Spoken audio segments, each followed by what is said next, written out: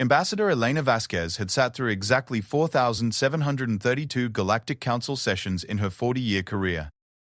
She knew the rhythm of these meetings like a musician knows a familiar song. The Zephyrians would arrive precisely on time, their crystalline forms catching the chamber's artificial light in patterns that hurt to look at directly. The Karate delegation would lumber in 20 minutes late, their massive bulk requiring the reinforced seating that maintenance crews installed every session. The Valta would materialize from shadows that shouldn't exist in a room with no corners to hide in. And humanity? Humanity always arrived early, took their assigned seats in the middle section, and waited. They were the mediators, the peacekeepers, the ones who stepped between species when ancient grudges threatened to boil over into something that could crack planets. Today felt different from the moment Elena's personal communicator vibrated against her wrist. The message was brief, marked with clearance code she hadn't seen since the Void Hunter crisis 8 years ago. 3 words that made her blood run cold. Blackout protocol initiated. She glanced at her fellow delegates. Admiral Chen's weathered face had gone stone still. Dr. Okafor's usual warm smile had vanished entirely. Cultural Liaison Torres had actually dropped his datapad, the soft clatter echoing in the pre-session quiet. Each of them had received the same message. Each of them understood what it meant. Humanity was going dark. The Galactic Council chamber stretched out before them like a vast amphitheater carved from a single crystal formation deep in the heart of Nexus Prime, the neutral station that had served as the galaxy's political center for over 3 millennia. Representatives from 47 species filled the tiered seating, their forms as varied as the worlds that had birthed them. Gas-breathing Metherians floated in their sealed atmospheric suits. The plant-like Sylvani swayed gently in their nutrient pools. Even the mysterious architects had sent an observer, though none of the other species could quite agree on what the architect looked like at any given moment.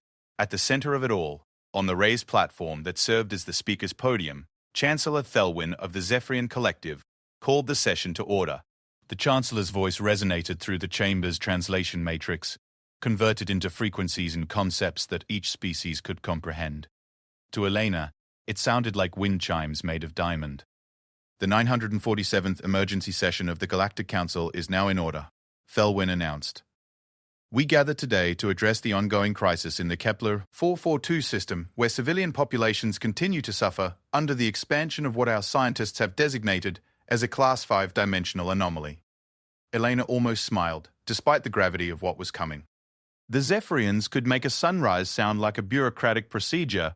What they were actually discussing was a tear in reality itself that was slowly consuming everything in its path. Entire moons had simply ceased to exist as the anomaly grew. The survivors spoke of colors that couldn't be named and shapes that hurt to remember. As per standard protocol, the Chancellor continued, we call upon the Terran delegation to present their preliminary assessment and proposed intervention strategy. This was the moment. Elena felt the weight of history settling on her shoulders as she slowly rose from her seat. The chamber fell silent in that particular way it did when humanity was about to speak, not because they commanded respect through fear or political power, but because for 3,000 years, when reality got strange and dangerous, humans were the ones who walked into the darkness and somehow found a way to switch on the lights. She looked around the chamber one more time. At the Karathi trade minister, who'd sent 17 messages this week alone requesting human assistance with pirate raids in the outer spiral. At the Veltar war master, who'd practically begged for human tactical advisors when their ancient enemies had started mobilizing. At the Zephyrian scholars who'd spent decades studying human problem-solving methods and still couldn't quite figure out how humanity consistently achieved the impossible, they all waited for her to save them again. Instead, Elena Vasquez opened her mouth and said, the Terran delegation respectfully declines to participate in this matter. The silence that followed felt like the moment before a star collapsed. Elena could practically hear the galaxy holding its breath. In 3,000 years of Galactic Council history, humanity had never declined to help, not once.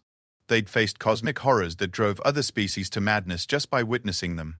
They'd negotiated truces between beings that communicated through controlled nuclear reactions. They'd terraformed dead worlds in months instead of millennia and shared the techniques freely with anyone who asked. They'd never said no. Chancellor Thelwyn's crystalline form actually shifted color, cycling through confused hues. I believe there may have been a translation error. Did the human delegation just decline to participate? Elena repeated, her voice carrying clearly through the chamber's acoustics. The Terran delegation formally withdraws from this matter and returns the floor to the Council. She could see the confusion spreading like ripples through the assembled delegates. The Matherians were releasing agitated gas clouds that fogged their containment suits. Several of the smaller species had begun that high-pitched chittering sound they made when severely distressed. Even the usually stoic Karathi were shifting in their seats, their massive forms creaking against the reinforced supports. But Elena wasn't finished. She reached into her formal diplomatic jacket and withdrew a small data crystal, its surface gleaming with the iridescent encoding that marked it as an official Terran diplomatic communication. She placed it gently on the podium's interface pad. The Terran delegation also wishes to inform the Galactic Council that effective immediately, humanity is withdrawing from all active assistance protocols, peacekeeping operations, and emergency response commitments currently on file with this body. The crystal activated, projecting a holographic document that hung in the air above the podium. Elena could see delegates throughout the chamber frantically activating their own reading devices, translation software working overtime to process the implications of what they were seeing. It was a complete list. Every single active operation where humanity was currently providing assistance, expertise, or protection to other Council species. The Rigel system defense grid that human engineers were maintaining after the local species proved unable to operate their own ancient technology. The medical mission on Tau Ceti where human doctors were treating a plague that attacked on the quantum level. The diplomatic mission to the Andromeda contact zone where humanity was negotiating first contact with beings that existed partially outside normal spacetime. 3,742 active operations across 41 star systems. Operations that protected an estimated 12 billion sentient beings. All being terminated. This withdrawal will take effect at the conclusion of this session, Elena continued, her voice steady despite the growing chaos in the chamber. All human personnel will be recalled to Terran space immediately. All ongoing projects will be transferred to local authorities. All protection protocols will be deactivated. The Veltar Warmaster was the first to find his voice, though it came out as more of a strangled hiss through his translator. You cannot simply abandon your responsibilities. The Kepler anomaly alone could spread to adjacent systems. Without human intervention, other species will handle it, Elena said simply, as they did before humanity joined the Council. The galaxy survived quite well for billions of years without our assistance. I'm sure it will adapt. She could see Admiral Chen and Dr. Okafor gathering their materials with practiced efficiency. Torres had already sealed his diplomatic pouch and was running final security protocols on his data systems. The human delegation was preparing to leave. But the trade route protection in the outer spiral, the Karathi minister stammered, his massive form leaning forward desperately. The Tharix pirates have ships equipped with quantum destabilizers without human tactical support. The Karathi Trade Federation has one of the largest fleets in the galaxy, Elena replied. I'm sure you'll find a solution.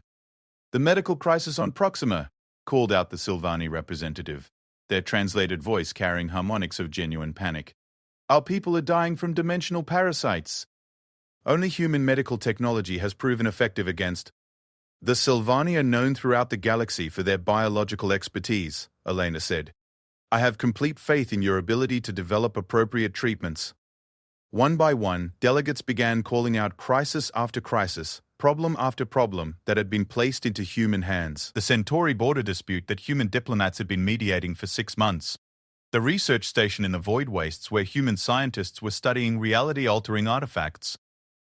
The early warning systems that human technicians maintained to detect signs of another void hunter incursion. Elena responded to each with the same maddening calm, pointing out the various strengths and capabilities of the species who would now need to handle these challenges themselves. She was systematically dismantling 3 millennia of interdependence in the span of a single session. Chancellor Thelwyn was cycling through colors Elena had never seen a Zephyrian display before. Ambassador Vasquez, surely there must be some explanation for this unprecedented action. Has humanity received new information about the Kepler anomaly? Do you have intelligence suggesting it poses a direct threat to Terran space? Elena gathered her own materials, her movements calm and deliberate. Humanity has received no new intelligence regarding the Kepler anomaly or any other matter currently before this council. Then why? The question came from everywhere at once. Dozens of voices in dozens of languages all asking the same thing through the translation matrix. The collective demand for an explanation created a sound like standing inside a storm. Elena looked around the chamber one final time. These beings had become accustomed to human protection over the centuries. When the Void Hunters had emerged from the space between galaxies, bringing with them technologies that could unmake matter at the quantum level. Humanity had stood alone on the firing line for 3 years, while the other species evacuated entire star systems. When the reality storms began sweeping through the galactic core, warping physics itself into impossible geometries, human volunteers had entered the affected zones to establish stabilization networks. Time and again, humanity had answered the call. They'd paid for their heroism in blood and sanity and resources that could have been spent improving their own worlds. And in return, they'd earned the right to sit in these chambers and be lectured about their methods being too aggressive, their solutions too dangerous, their very nature too violent for civilized society. The same species that begged for human help when things went wrong were the first to complain about human methods when the crisis was over. The Zephyrians had spent decades publishing academic papers about the psychological damage that humanity's warrior culture was inflicting on galactic civilization. The Korathi regularly introduced motions to limit human military capabilities because their own pacifist nature was threatened by humanity's willingness to use force when necessary. The Veltar had even gone so far as to propose mandatory psychological conditioning to cure humanity of their aggressive tendencies. Elena had listened to these arguments for 4 decades. She'd watched species that owed their very existence to human sacrifice stand up in these same chambers and argue that humanity needed to be controlled, regulated, diminished. They wanted the benefits of human protection without having to acknowledge what that protection cost or what it meant. There is no why, Elena said finally. There is only what is happening. Humanity is withdrawing from its galactic obligations effective immediately. This is not a negotiation or a discussion. This is an announcement.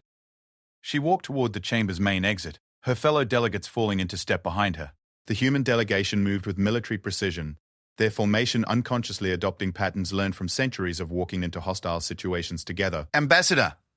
Chancellor Thelwyn's voice cracked through the translation matrix, the crystal harmonics fracturing into discordant noise. You cannot leave without explanation! The Council demands to know what has prompted this action. Elena paused at the threshold, her hand resting on the door's control panel. The chamber behind her had erupted into chaos as different species began shouting at each other, blame and accusation flying in every direction. Some were demanding immediate military action to force human compliance. Others were proposing economic sanctions. A few of the smaller species were already talking about evacuation protocols. The Council demands, Elena repeated softly, her words somehow carrying clearly through the noise.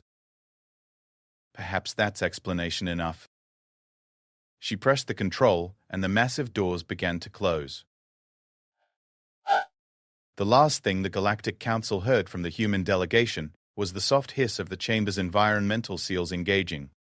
Outside in the corridor, Elena felt a strange sensation of weight lifting from her shoulders. For the first time in decades, she wasn't carrying the responsibility for everyone else's problems. It should have felt liberating. Instead, she found herself thinking about the 12 billion sentient beings who would wake up tomorrow in a galaxy where humanity was no longer watching the horizon for threats too terrible to imagine. Orders, Ambassador? Admiral Chen asked quietly. Elena looked down the corridor toward the docking bays where their ships waited. We go home, Admiral. For the first time in 3,000 years, we just go home. Behind them, the chamber doors sealed with a sound like the closing of a tomb. Inside, 46 species began the process of learning what the galaxy looked like without humanity standing between them and the darkness. They would learn quickly. The first sign that something had gone catastrophically wrong came exactly 14 hours after the human delegation walked out of the Galactic Council chambers. Trade Admiral Kexasvala of the Korathi Federation was reviewing shipping manifests in her flagship's command center when every alarm on the bridge began screaming at once. Report, she thundered, her massive frame rising from the reinforced command chair that had been specially constructed to support her species' considerable bulk. Around her, bridge crews scrambled to their stations, their smaller forms moving with the frantic energy of beings suddenly faced with the impossible. Admiral, we're receiving priority emergency broadcasts from 17 different vessels in the outer spiral trade corridors, her communications officer reported, his voice tight with disbelief. They're all reporting the same thing. The Tharix pirates aren't running anymore. They're actively hunting our convoys. Kexvala felt a cold certainty settle in her stomach. For 6 years, the Tharix Confederacy's raiders had been a manageable problem. They would strike fast at poorly defended convoys, grab what they could carry, and disappear back into the asteroid fields before any response could be mounted. It was almost a form of taxation, an acceptable loss that the massive Cority trade network absorbed. As part of doing business in the galaxy's more dangerous regions, the pirates had learned to be careful. They knew that pushing too hard would bring human tactical advisors into the equation, and human tactical advisors had a disturbing habit of turning pirates into debris fields. "Display the tactical overview," Kexvala ordered. The main screen lit up with a three-dimensional map of the outer spiral trade routes. Red markers indicated attacked convoys. Yellow showed vessels currently under threat. Green marked safe passages. There was almost no green left on the map. "By the deep dark," whispered her tactical officer. "They're hitting everything. Major convoys, minor freight runs, even the diplomatic vessels. It's like they've lost all sense of caution." Kexvala studied the pattern of attacks with the eye of someone who'd spent 2 centuries managing trade security. This wasn't random piracy. This was systematic. The Tharics weren't just stealing cargo. They were actively attempting to shut down the entire outer spiral trade network. "Have any of our security vessels engaged the pirates directly?" "3 attempts so far, Admiral. The pirates are using equipment we've never seen before. Quantum destabilizers that can disable our shields in seconds. Some kind of reality anchor technology that prevents emergency jumps to hyperspace. Our security forces are reporting total tactical failure." The reality anchor technology sent a chill through Kexvala's massive frame. She'd heard rumors of such devices, theoretical weapons that could lock ships in normal space by manipulating local gravitational constants. The technology required for such weapons was beyond anything the Korathi possessed. It was beyond anything most Council species possessed. But she knew who had been helping to contain such technologies when they occasionally surfaced in pirate hands. "Communications, get me a direct line to the Human Defense Coordination Office on Nexus Prime." Her communications officer worked frantically at his console for several minutes before looking up with confusion written across his features. "Admiral, the Human Defense Coordination Office has been shut down. All human personnel departed Nexus Prime approximately 8 hours ago. The office space is empty." Kexvala felt the deck plating groan under her feet as her weight shifted. The Karate Trade Federation had relied on human tactical support for decades. Human advisors who could analyze pirate capabilities and suggest countermeasures. Human diplomatic channels that could negotiate with raiders when negotiation was possible. Human military assets that could eliminate threats when negotiation failed. For the first time in her long career, Admiral Kexvala was looking at a threat she had no idea how to handle, and she wasn't alone. Across the galaxy, the withdrawal of human support was creating cascading failures that no one had anticipated. In the Centauri system, a border dispute that human diplomats had been carefully mediating for months erupted into open warfare within hours of their departure. The Veltar hegemony and the Democratic Worlds Alliance had both been posturing for years, secure in the knowledge that human mediators would prevent any actual conflict. Without that safety net, decades of accumulated grievances exploded into violence. The first shots were fired over mining rights to a single asteroid. Within 6 hours, 12 worlds had declared martial law, as ancient territorial claims were suddenly dusted off and pressed with military force. On the research station orbiting Proxima Centauri, Dr. Yelnan of the Silvani Research Collective watched in growing horror as the dimensional parasites that had been contained by human medical technology began breaking through every containment protocol his people could devise. The creatures existed partially outside normal space, making them nearly impossible for conventional medical science to detect or treat. Human medical teams had developed specialized quantum-level treatments that could neutralize the parasite's extra-dimensional properties. Now those treatments were gone, and Dr. cost a few. Yalnan was watching the creatures spread through the station's population at an accelerating rate. The parasites didn't kill their hosts directly. Instead, they slowly shifted their victims' quantum signature until the infected beings began to exist slightly outside normal reality. The affected individuals became translucent, their voices taking on harmonic frequencies that hurt to hear. Eventually, they would phase out of the normal universe entirely. The human medical teams had called it dimensional displacement syndrome. The Silvani had no idea how to stop it. But the real panic began in the Kepler-Tycho 42 system, where the dimensional anomaly that the Council had been discussing was behaving in ways that defied every scientific model they possessed. Without human analysis and intervention protocols, the local species were discovering that their understanding of the phenomenon was dangerously incomplete. Dr. Barry Worker, Thelmore, the Zephyrian scientist in charge of the monitoring station, watched his instruments register readings that shouldn't be possible. The anomaly wasn't just consuming matter. It was actively rewriting the physical laws in the space around it. Gravity was flowing backward in some areas, Time was moving at different rates depending on distance from the anomaly's center. In one section of space, light was traveling in perfect squares instead of straight lines. The expansion rate is accelerating, his assistant reported. Her crystalline form flickering with patterns that indicated severe stress. At current growth, the anomaly will reach the outer planets of this system within 72 hours. Dr. Thelmore checked the readings again, hoping he'd made some kind of calculation error. He hadn't. The anomaly was feeding on something, growing stronger with each passing hour. The human research teams had been developing containment protocols based on theoretical physics that most other species couldn't even comprehend. They'd been close to a solution. Theories about dimensional stabilization fields and reality anchors that could potentially stop the anomaly's spread.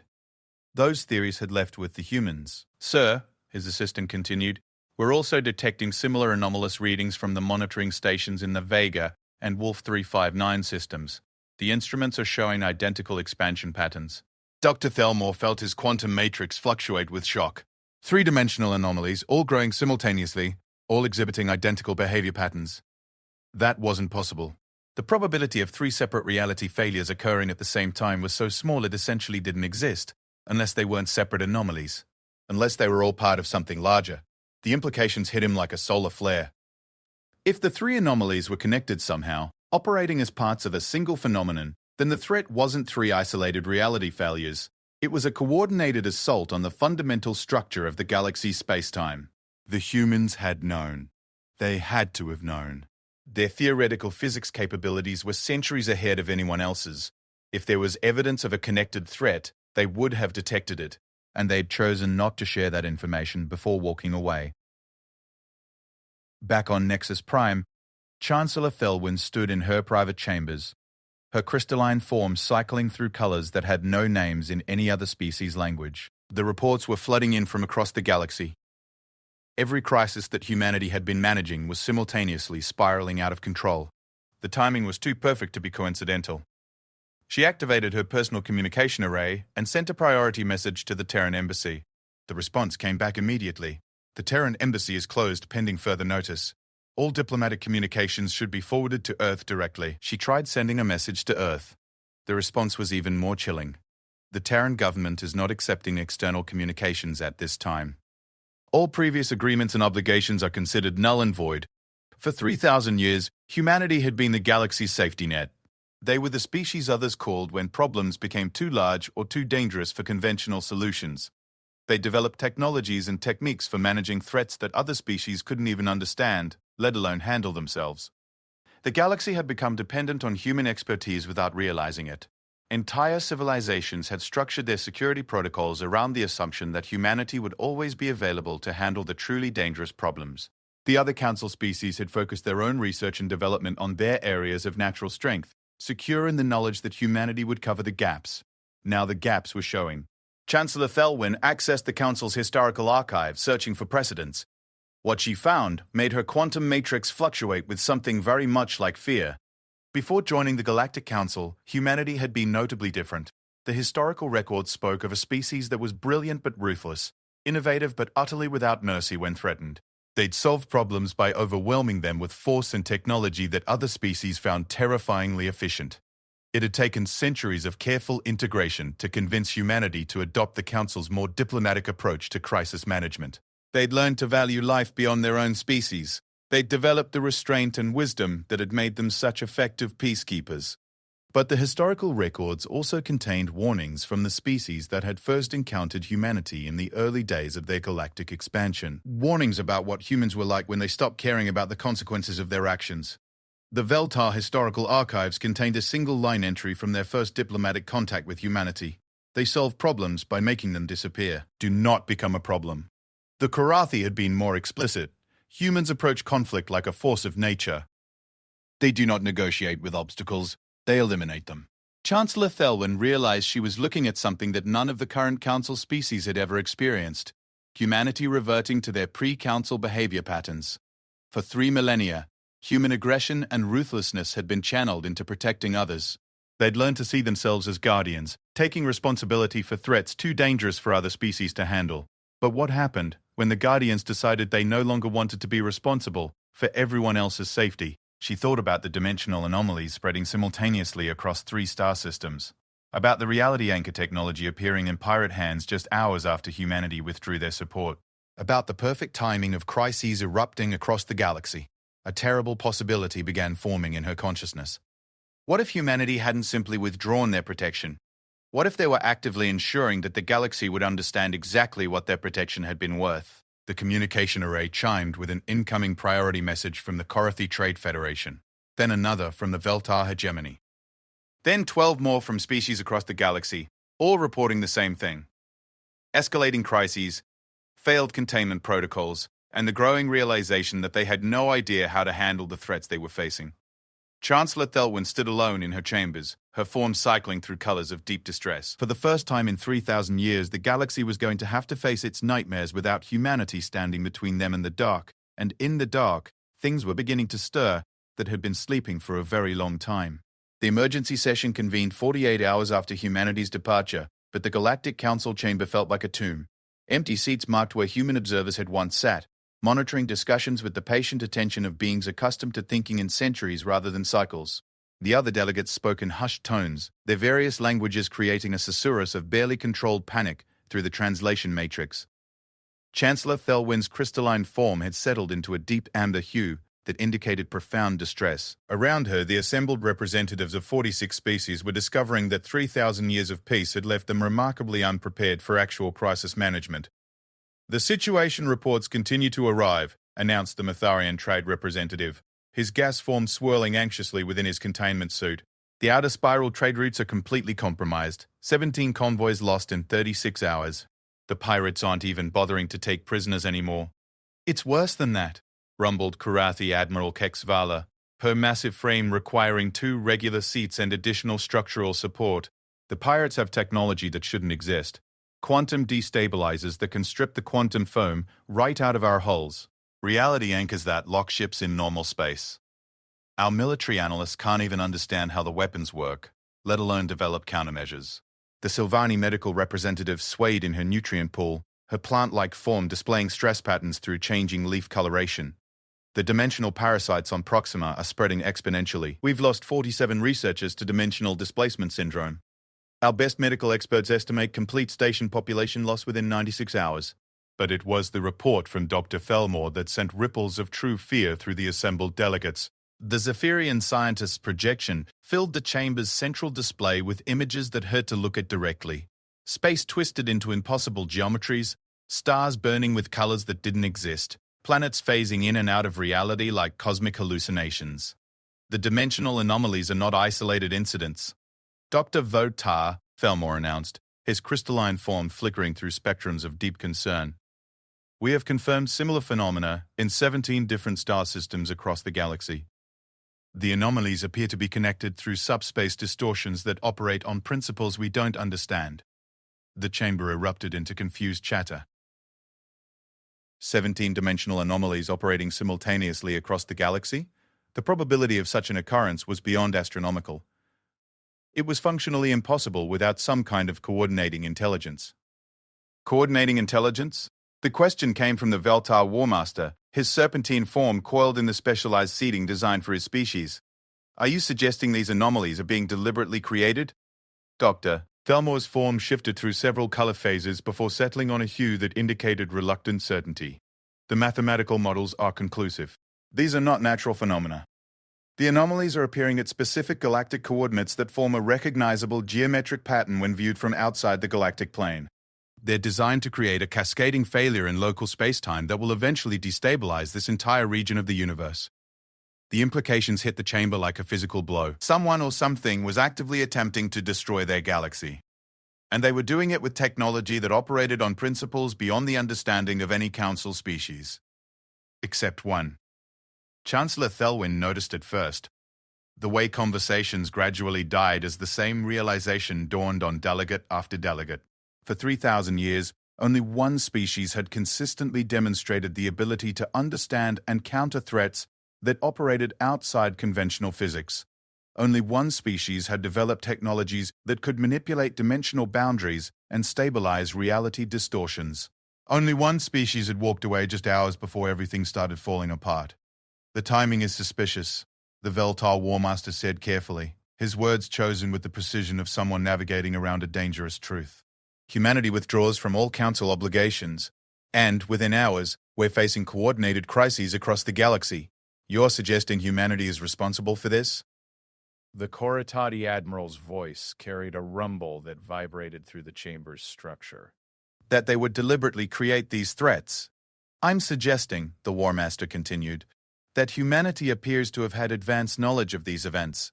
Knowledge they chose not to share with the Council before departing. Dr. Thelmore's reading of the dimensional anomalies had revealed something else, something he'd been reluctant to share until now. There's additional evidence that supports that theory. The containment fields that were preventing these anomalies from expanding, they weren't naturally occurring. Someone was actively suppressing these dimensional failures, holding them in check. The containment fields were deactivated approximately 6 hours before humanity withdrew from the Council. The chamber fell into a silence so profound that the life support system's background hum seemed deafening. For centuries, humanity had been managing threats that other species hadn't even known existed. They'd been containing disasters, preventing invasions, suppressing technologies that could have ended civilizations. And they'd done it quietly, without fanfare or recognition, simply because they could. Now they'd stopped. The Metherian representative's gas form swirled faster within his containment suit. If humanity was preventing these anomalies, why would they allow them to manifest now? What could possibly motivate them to risk galactic destruction? Chancellor Thelwyn accessed the Council's archives, displaying the voting records from the past decade on the chamber's screens.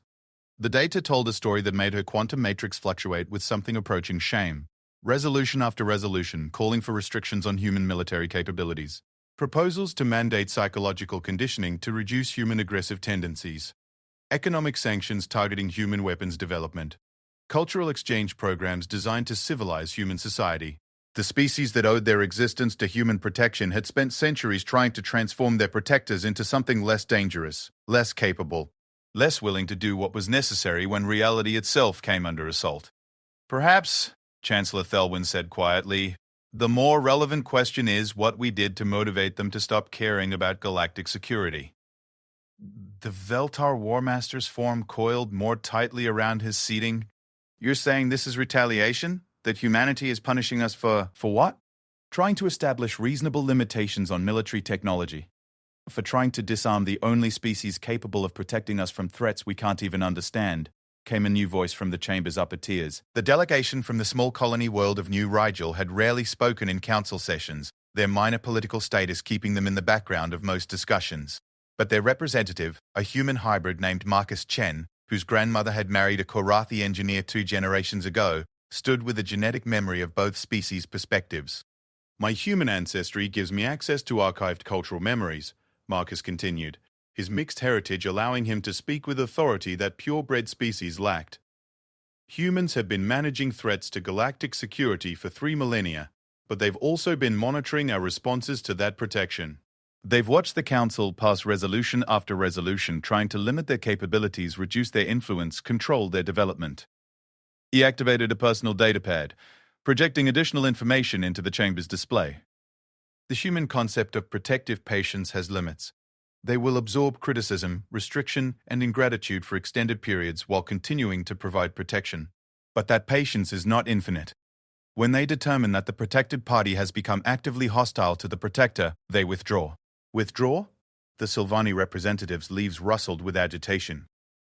They're allowing the galaxy to face destruction. They're allowing the galaxy to face consequences, Marcus corrected. Humanity has been fighting battles we didn't know existed, containing threats we couldn't comprehend, suppressing technologies that would have ended our civilizations. They did this while the Council passed legislation trying to disarm them, psychologically condition them, and reduce them to a more manageable level of capability. The cold logic of it was becoming apparent to delegates throughout the chamber. Humanity hadn't simply withdrawn their protection, they'd stopped suppressing the natural consequences of galactic expansion into regions where reality itself was unstable. The dimensional anomalies, the advanced pirate technology, the cascading system failures, these weren't attacks.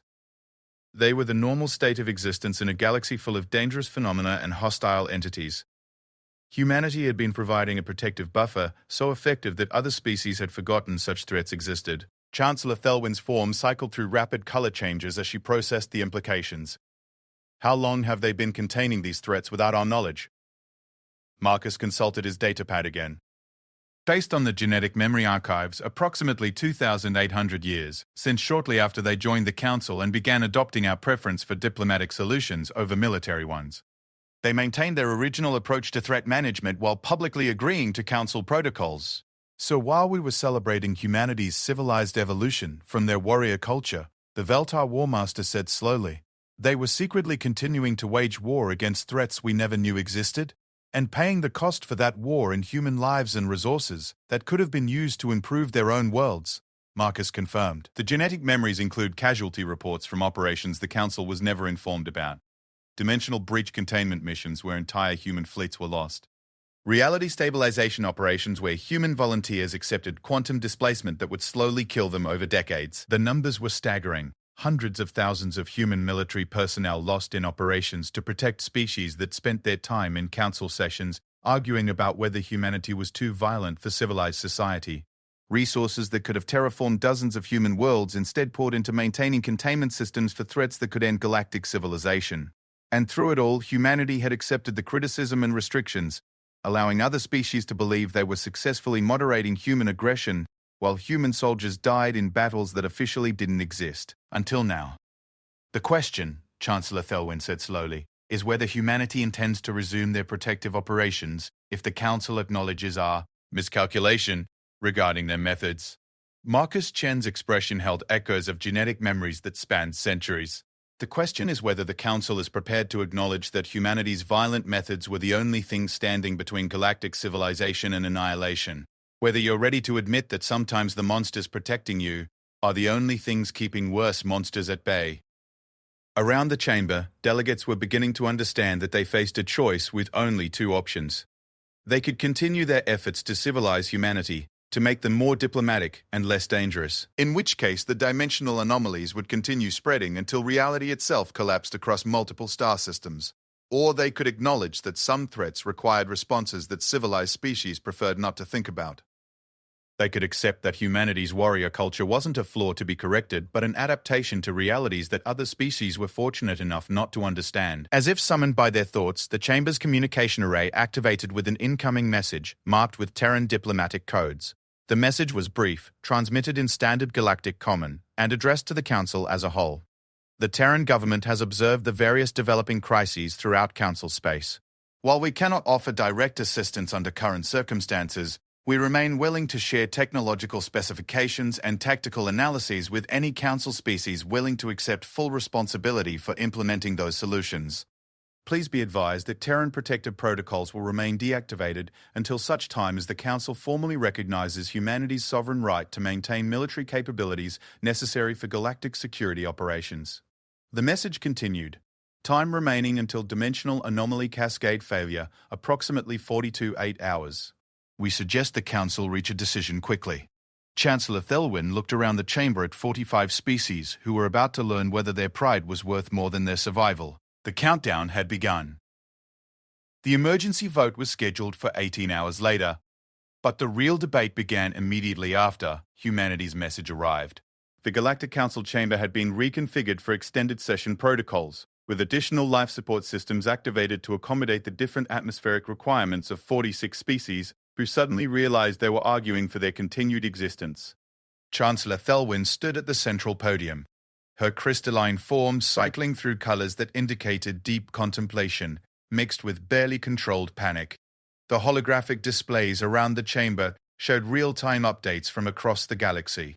The dimensional anomalies were spreading faster now, consuming entire planetary systems with each passing hour. The reality distortions were beginning to merge, creating zones of space where the fundamental laws of physics no longer applied. The Terran proposal is clear, she announced, her voice carrying through the translation matrix with harmonics that made some species' audio receptors physically uncomfortable. They will provide the technological specifications and tactical guidance necessary to contain the dimensional anomalies. In exchange, the Council must formally recognize humanity's right to maintain military capabilities without restriction or oversight. The response was immediate chaos. Delegates erupted into arguments that split along lines that had remained dormant for centuries. The older, more established species who remembered the galaxy before human protection faced off against younger civilizations, who had grown up assuming that peace was the natural state of the universe. "This is extortion," declared the Veltar Warmaster, his serpentine form coiling around his seating with agitation. "They're holding galactic survival hostage to force political concessions.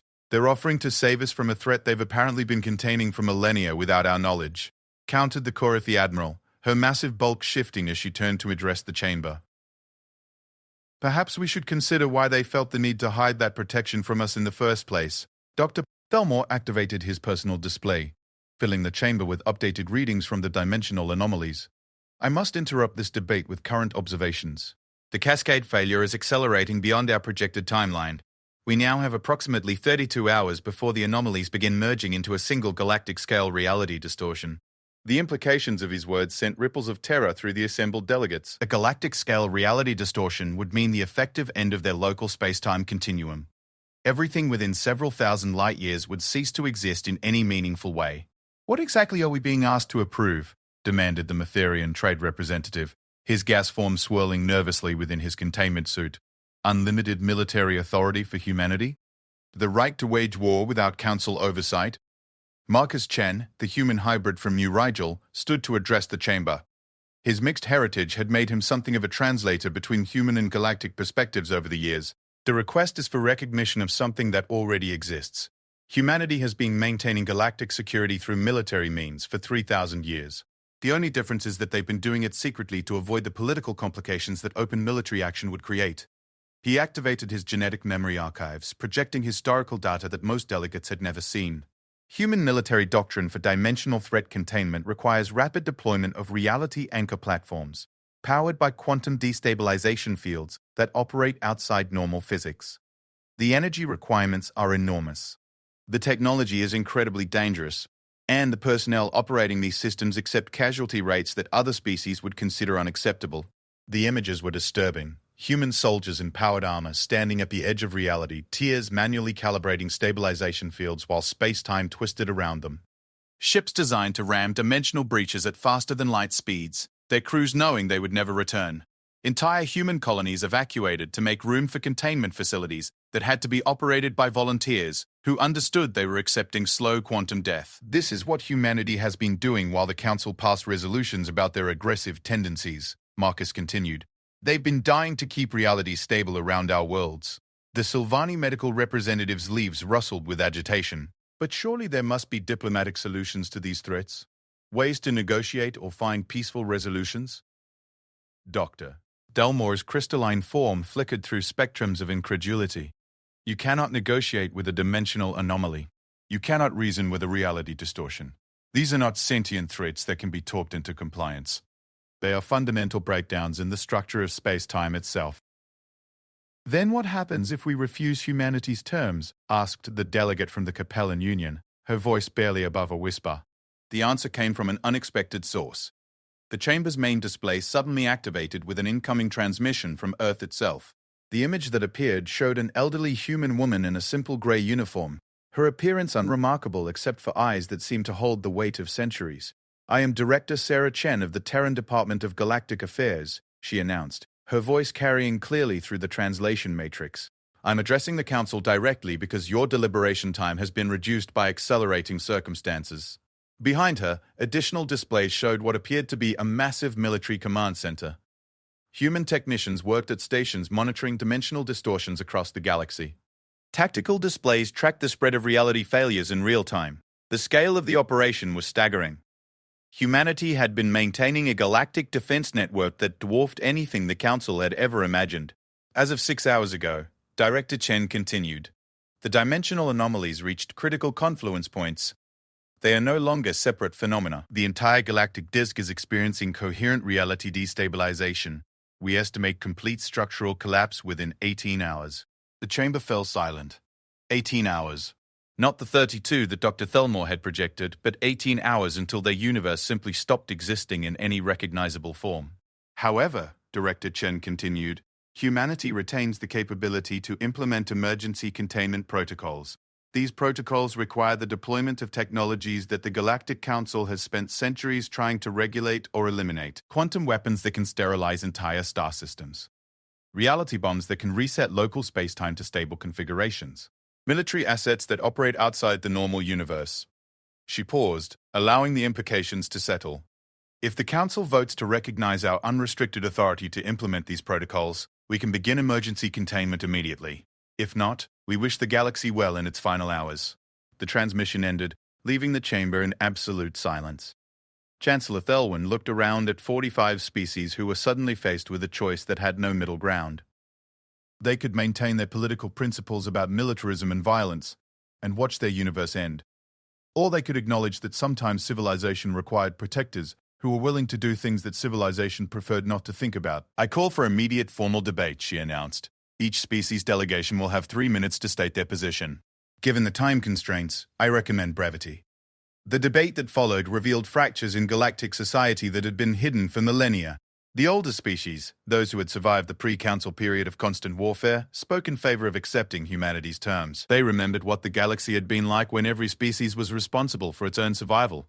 The younger civilizations, those that had grown up in the peace that human protection had made possible, argued for finding alternative solutions. But as the hours passed and additional reports arrived from across the galaxy, the reality of their situation became impossible to ignore. The outer spiral was now completely cut off, as space-time distortions made travel impossible. The Kepler anomaly had merged with the Vega distortion, creating a reality hole that was consuming surrounding star systems at an accelerating rate. Entire sectors of the galaxy were simply ceasing to exist. The final vote was called with 4 hours remaining until projected galactic collapse. All species in favor of Resolution 2847B, formally recognizing humanity's sovereign authority to maintain unrestricted military capabilities for galactic security operations, will now register their approval. One by one, the votes came in. Some enthusiastic, others reluctant, but ultimately unanimous. 45 species formally acknowledging that their survival depended on the warriors they had spent centuries trying to tame. The resolution passes, Chancellor Thelwyn announced. I hereby formally recognize humanity's unlimited authority to take any action necessary to preserve galactic security. The response from Earth was immediate. Director Chen reappeared on the main display, but now she was surrounded by displays showing military assets materializing throughout the galaxy. Ships that were larger than space stations, weapons platforms that existed partially outside normal space, personnel and armor that seemed to bend light around itself. Emergency containment protocols are now active, Director Chen announced. All Council species are advised to remain in secure locations for the next 72 hours while reality stabilization operations are completed. Be aware that you may observe phenomena that appear impossible or dangerous. Do not attempt to interfere with containment operations. Around the galaxy, humanity went to work. The tools they deployed operated on principles that made other species scientists weep with frustration. Ships that could fly through dimensional barriers, weapons that could target the quantum foundations of matter itself, soldiers who could walk through reality distortions wearing armor that maintained local space-time stability. But it was the scale of the operation that truly revealed what humanity had been hiding. This wasn't a hastily assembled response to a crisis.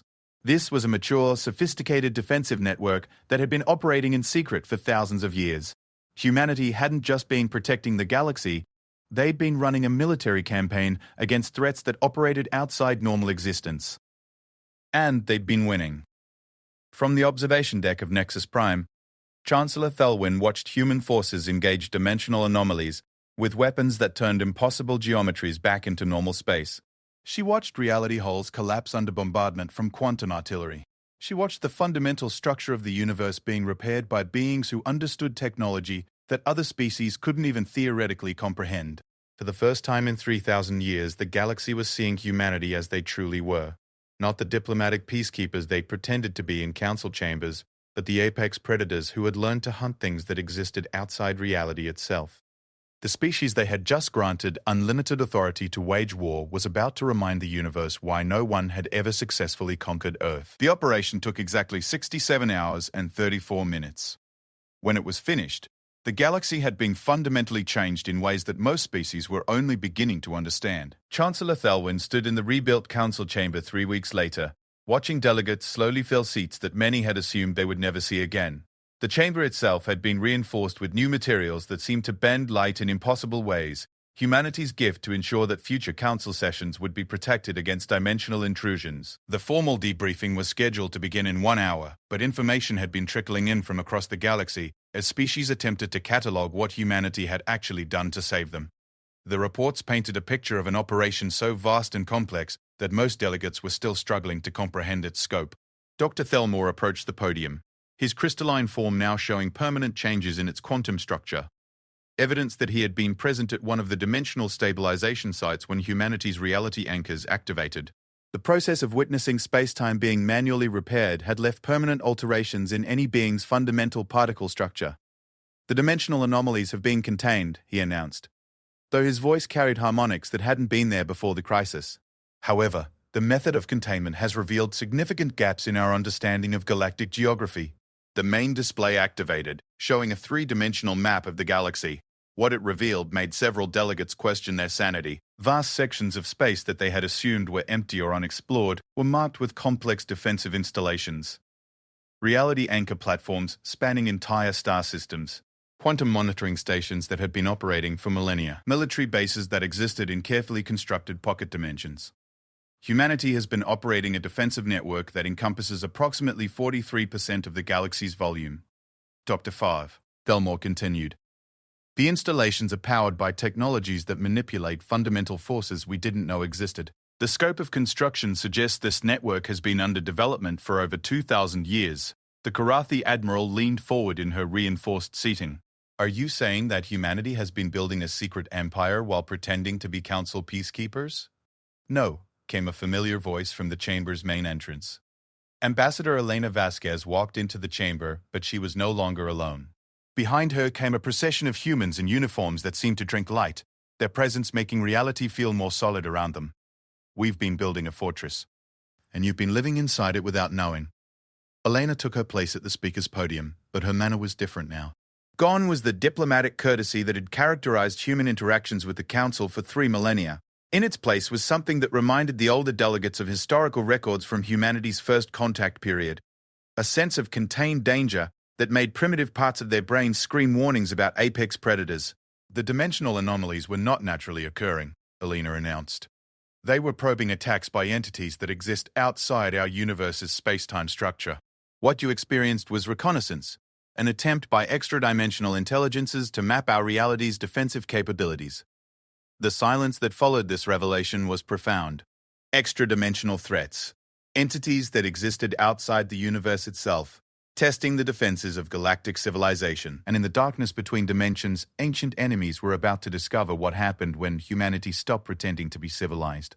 The galaxy would never be the same, but at least it would survive to be different,